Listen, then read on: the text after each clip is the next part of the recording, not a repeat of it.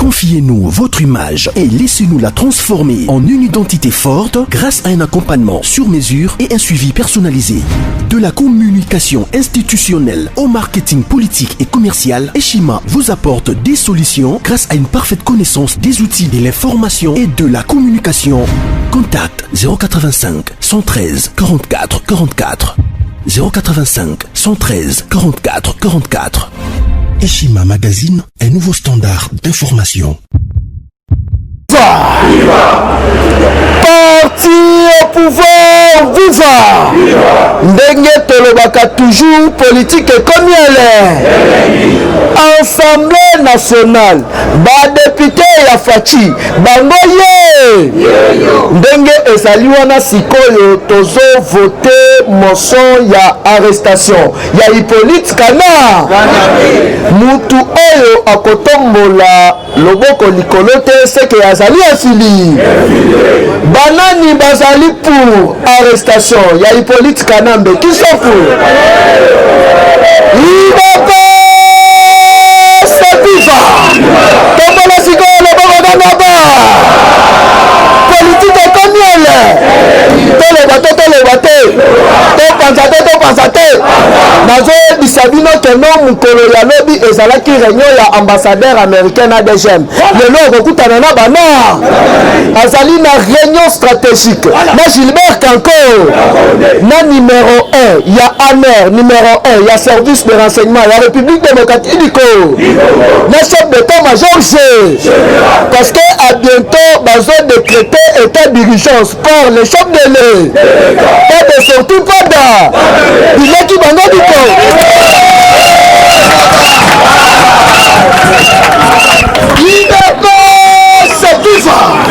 Fachibe balukaki yango bakosilisa ya awa sikoyo yekali André Kimbuta ande ya alobi alo melelo asali déclaration toloba te Tshisekedi aza mystique discours ya 6 minutes ya pamba apesi bango mama na devoir ado Seviva ti sikoyo FCC ba comprendre te discours wana elingaki eloba ni mukolo ya lobi Kabila tindi un pasteur congolais na Brazzaville bakutana na Fachi Beton asenga pardon ke baza prêt pour la rupture te. Est-ce que biso toza na posa pardon na ye leur Adam na F baleki petit poids zomba limbisa ya bango yebe na minute na zo bisa yo ke no politique comme elle IDP Seviva awa yoka sikoyo ya André Kimbuta. Je disais à Némi Milagna d'arrêter avec sa sorcellerie qui consiste à demander au FCC de Joseph Kabila qui sont dans le gouvernement de bloquer les initiatives du président Félix Tshisekedi. Car c'est le peuple qui sera victime. Mais il ne voulait pas m'entendre qu'il assume sa sorcellerie seule, lui et Kabila. Parce que nous plaçons derrière le président de la... D'après tout, nous sommes les Congo.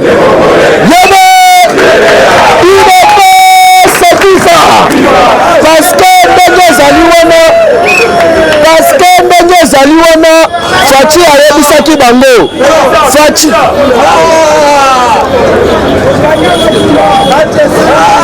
IDP Seviva Fachi alobi bien ke ngai nazosala consultation et non autant dialogue on est ce qui n'y en a non oyo sikoyo ekomi balubwa jitu ezali likambu ya mbo Fachi abengi bakongole nyonso ande boya tosangana mpo na mboka na biso ekende libo alors que selon bakalkili ya lelo na kati ya Assemblée nationale ezalaki na plus de 70 députés oyo bazali ba-indépendant bango balobi tolo IDP Seviva c'est parmi raison oyo Kabila aboyaki koyamba ba député parce que à se sentiraki humilié bango balobi d'après tout to servir de maître te maître azali kaka mort alors que ndenge ezali wana toyebisaki bino déjà banda kala oyo Fachi azosala ezali transition sans Kabila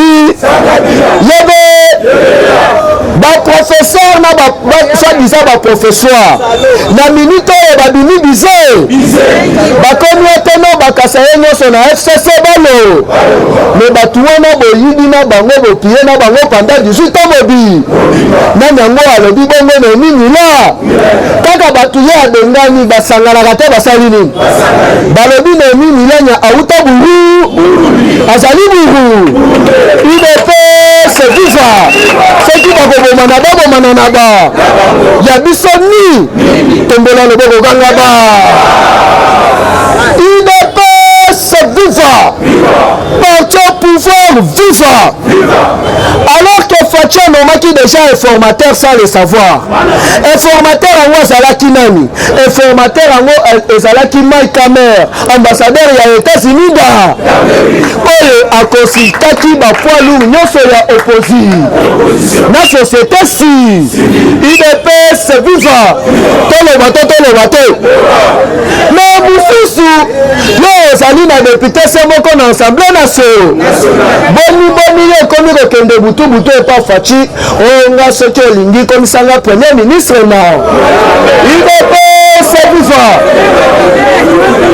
makambo ya premier ministre ezali pose à la premier ministre papa il faut ozala na po politique na niveau ya assemblée nationale parce que leur Faci akoidentifier nouvelle majorité côté ya majorité wana nde tokobimisa premier ministre nde tokobimisa président ya solo ya assemblée nationale nde tokobimisa président ya se oyo azali 100% Congo oyo tozo traverser oyo il faut oyebake no na 1995 tokonetraki yango déjà à l'époque ya papa Tshisekedi na Maréchal Mobutu UDPS viva l'heure ya élection ya conférence nationale souveraine na palais du peuple mutu abimaki premier ministre ezali papa Tshisekedi wa mulu après quelques mois Mobutu alongoli ye Mobutu lera ye kokende na niveau ya libanda ko se faire soigner na Lausanne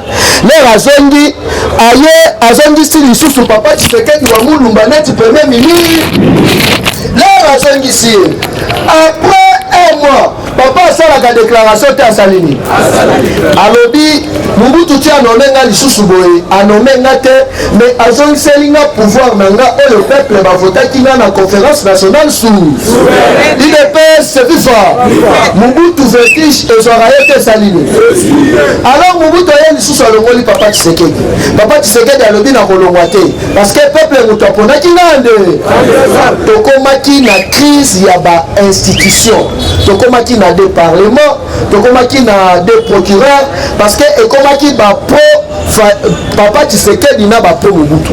Alors pour mettre fin à cette crise là à l'époque Mobutu azalaki secrétaire il y a Nations Unies ezalaki Boutros Ghali ayaki kotinda envoyé na ye spécial to représentant na ye oyo tobengi Lakhdar Brahimi azalaki algérien pour mettre fin na crise institutionnelle.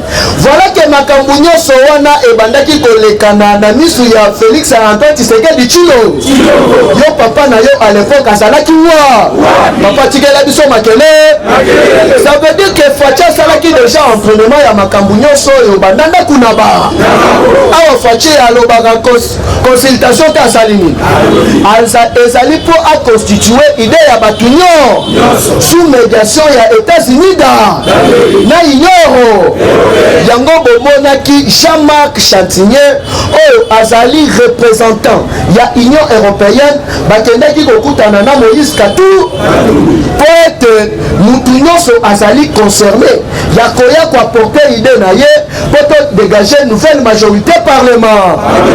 Faci aza na posa ya oyo ilunga démissionné te ilunga akolongwa ye mo et puis kolongwa na ya kokende cheye na ndako te tout droit na selema we yebe parce que Faci apiégeaki bango mwana ya nkoli azaliko Faci apiégeaki bango a nommé Ilunga comme premier ministre, mais sans toutefois co-signer ordonnance président. A lobby na FCC Bozali majorité parlement, mais sans toutefois qu'on nomme fort.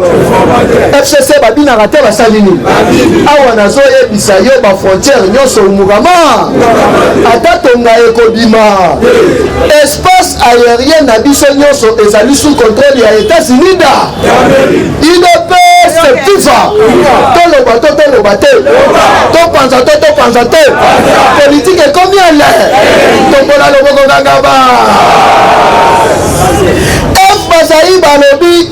Ndenge zali wana Tshisekedi azali démocrate alakisi bino ke no azamwana ya politique mais mutu oyo bino kofengaki lelo tozali mwa eza mpona koyebisa bango ke no baza bana mini IDPS FIFA parti au pouvoir FIFA alors que mokolo ya lelo ambassadeur ya États-Unis d'Amérique après avoir consulté des chaînes basololaki nini IDPS FIFA awa tokosalela bino synthèse ya masolo na ba boyete mais en attendant Azarias Robert Waza bayebisi ye dans 48 heures à démission avant que la tempête arrive. Mike Hammer, très heureux de notre partenariat avec la Direction Générale de Migration de la République Démocratique du Congo, à la personne de son directeur Roland Kachintwale et son vice-directeur Papi Mboui. Ensemble, nous luttons contre la fraude pour le renforcement de mesures sécuritaires aux frontières et pour apporter de l'aide aux citoyens congolais qui ont tant souffert.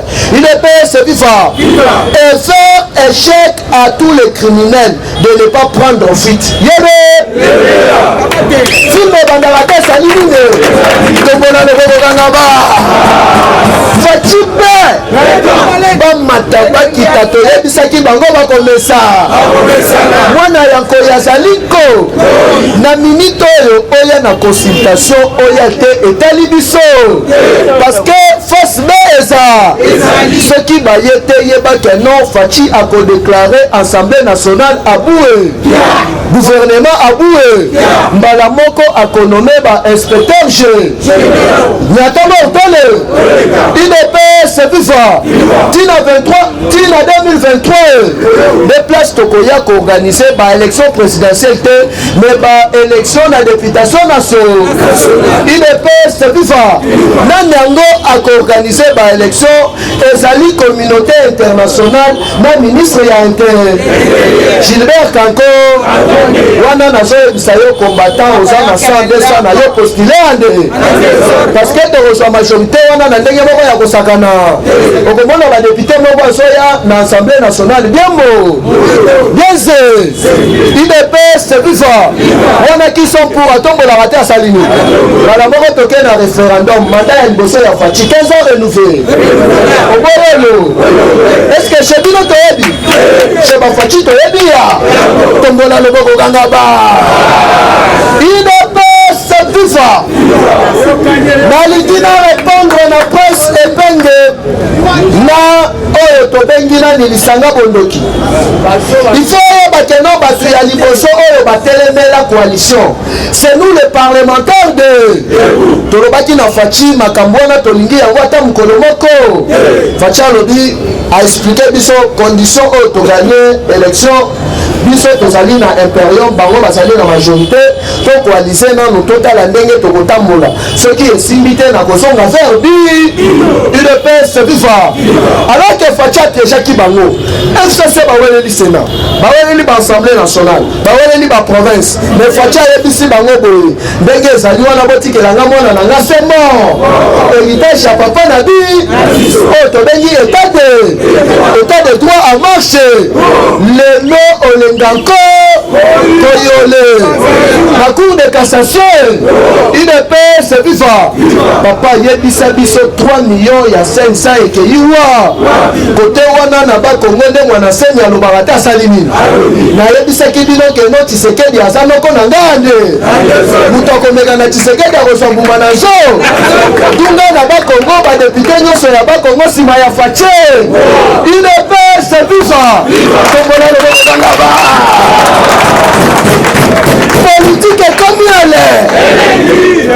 Alors que ebele balobaki na fachi ateki mboka asali boye awa yoki Janine Mabundu mukolo ya lebi azolenga eza likambo ya opposition te eza likambo ya majorité te eza likambo ya peuple Congo. Azarias Robert azali accusé pona haute tra alors que mukolo ya jeudi bacour bajuge oyo bapretaki serment nyata bortole musala ebandaka te ezali nini mutu ya liboso bakokanga Azarias Robert tobotolaka nationalité te tosali nini papa zonga wo UDPS tout ça parce que oyo ekomi makambo ya peuple Congo. Chers compatriotes awa place na koshitele nazo shitele na diplomatie okoyeba voyage ya Fachi na Brazza kendaki kosala ni normalement falaki nde bakutana na Louis Mushikiyabo ancien ministre ya affaires étrangères ya Rwanda oyo ayebi batuti malamu UDPS vivant. Alors que depuis 1994 ezaki na plan oyo bametaki en place oyo babengi tuti power UDPS vivant. Parce que normalement Paul Kagame azalaka na Uganda parce que le président ougandais azali tuti penetier azalaki numéro 1 ya FPR azalaki pe chargé ya sécurité na niveau ya Uganda. UDPS vivant. Leur baye kosala ba manigance na bango assis pouvoir cible na bango ezalaki ba conquérir Est Mobimba. Alors ezali na cinéaste moko rwandais na kombo ya Paul Basimbwa oyo akolanse film na ye na documentaire na ye ya bientôt place akobimisa ndenge documentaire wana ndenge babandaki koboma peuple congolais neti banyama UDPS vivant. Alors plan na bango ebandaki nini mutu oyo bautilisaki epai ya banditi nationaliste ezalaki Laurent Désiré Kabila na accord na bango ya Neymera UDPS vivant ezalaki keno ba mettre fin na loi Bakashika oyo bandaki koloba keno le sous-sol et le sol congolais appartient au peuple Congo.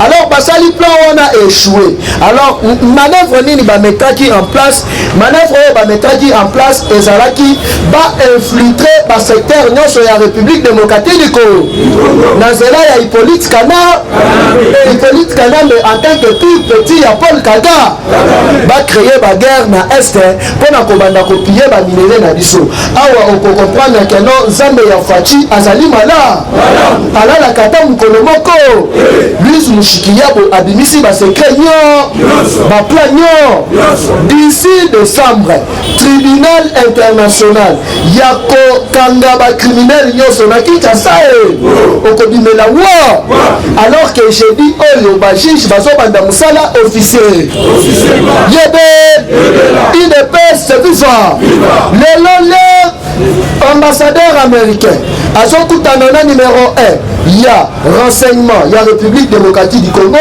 na ba chef d'état-major nyonso na ministre ya intérieur eza mpona kozwa ba décision phare parce que tous les batu ya FCC oyo bazala ba DG oyo bazala songolo pakala bazobanga état de parce que bayibi mbango ande. Imaginez-vous que non Kabila depuis qu'il est na 18 ans il asala na pouvoir ata des généraux congolais te oyo ya atinda na libanda basala formation pour défendre notre nation ata mon côté ye ezalaki plus ba Rwandais ne bazalaki na privilège UDPS vivant. Je vous dis leur Fachi azosilisa makambo ya parlement na ya sénat ya gouvernement en général ya administration ya mboka Fachi azokota mbala moko na armée place akonome bana ya solo ba généraux ya solo 100% Congo. Alors chef d'état-major ekozala Albert Tshisekedi Oboyolo Yebe Ndaina Binolo.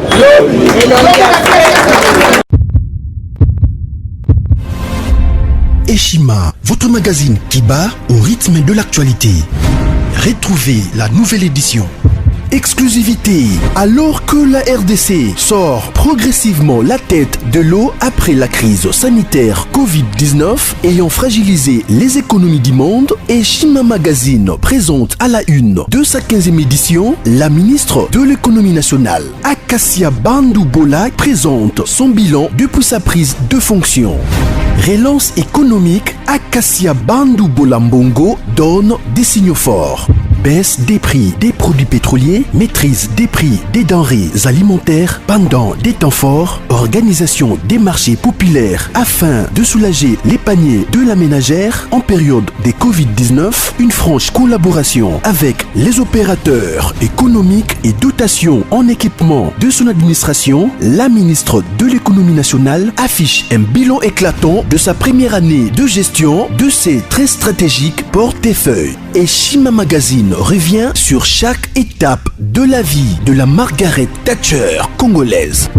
Focus, Agnès Moide et la CNSS interpellent les employeurs sur les avantages de l'utilisation de la télédéclaration. Payer l'impôt est un devoir civique. Barnabé Mwakadi Mwamba, directeur général de la DGI, sensibilise les assujettis. Découverte, Jerry Biangani Tampo, l'homme derrière la renommée de l'université chrétienne Cardinal Malula. Dossier Eshima, contentieux électoraux de la poudre aux yeux. Économie, les scandales financiers ont la peau dure en RDC. Interview, Ted Belechai Kassonda, secrétaire exécutif national de la Ligue des jeunes de l'UDPS. Bras de fer entre la CPI et les USA. Fatou Bensouda défie Donald Trump. Retrouvez l'intégralité du magazine Eshima dans les kiosques. Eshima Magazine, un nouveau standard d'information.